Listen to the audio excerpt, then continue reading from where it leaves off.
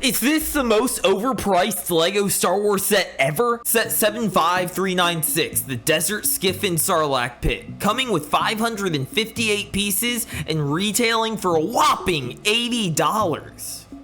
What? This set comes with 5 minifigs that actually go with the set, plus 1 bonus 25th anniversary fig. The most detailed fig by far is Boba Fett, but there's a big issue.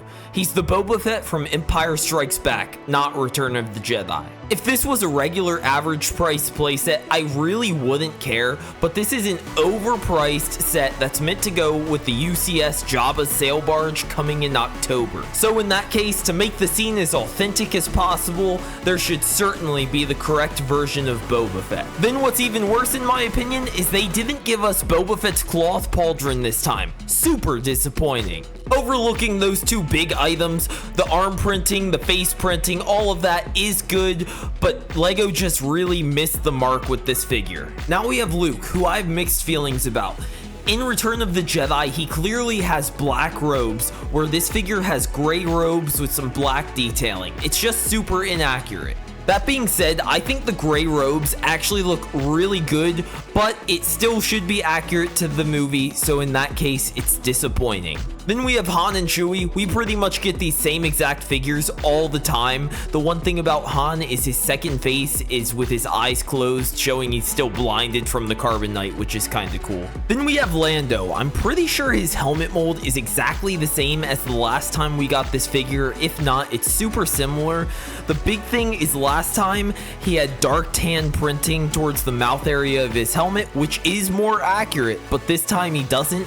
I wouldn't really care if it wasn't there last time, but it's unfortunate to see a step backwards in accuracy. His torso is super similar to last time, but this time we got leg printing with him, which does look way better. And finally, the special fig in this set, 9 Num, with a really amazing head mold. LEGO has made a figure of this species before when they made 10 Num, but they didn't mold the head and just printed it on a regular minifig head.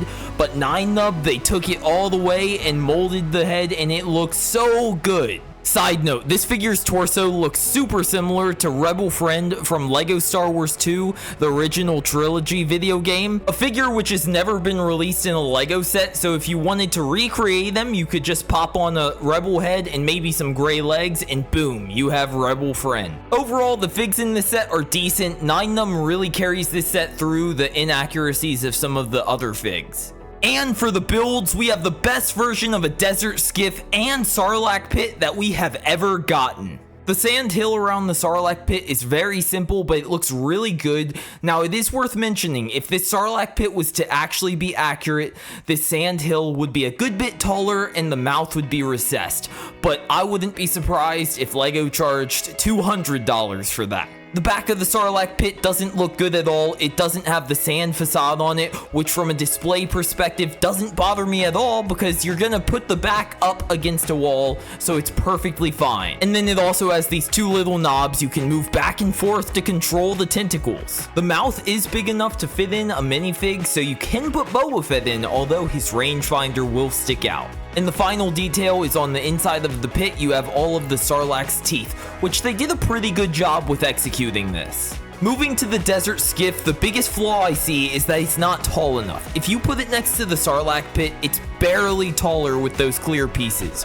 It's only 3 blocks off the ground. Really, I think it should be about triple that, at almost 9 blocks off the ground to be at the proper height to hover over the Sarlacc Pit. There's 3 clear pillars that hold up the sand skiff. The middle pillar has a larger bottom piece, which just gives a little more stability, and I don't think it looks bad in any way. I think it looks good. I don't think they needed to add the larger piece to all 3 pillars just to make them look the same. Now, the main build of the sand skiff looks amazing. Starting with these flaps that they have on either side, they did a great job with greebling. They have a hat piece right in the center of it, which just adds a ton of detail.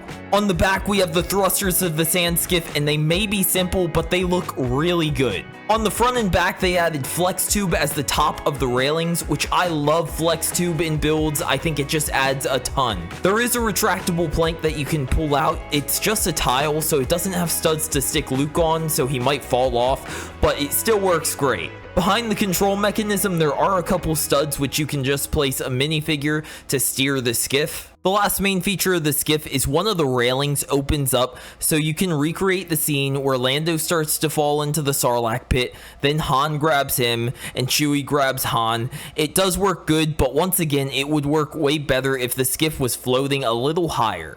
Once you start to fill out the skiff with the minifigs, it really comes to life. It does get a bit crowded, but that's accurate. The skiff was really crowded in the movie.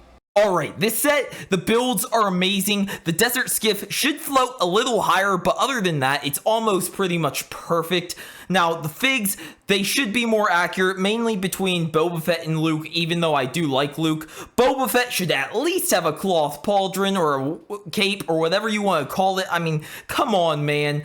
But overall, this is an overpriced set. There's no getting around that. This set should be $55, max $60, but $80. They are just gouging this set because it is supposed to go with the UCS Jabba sail barge, and I don't think that's right.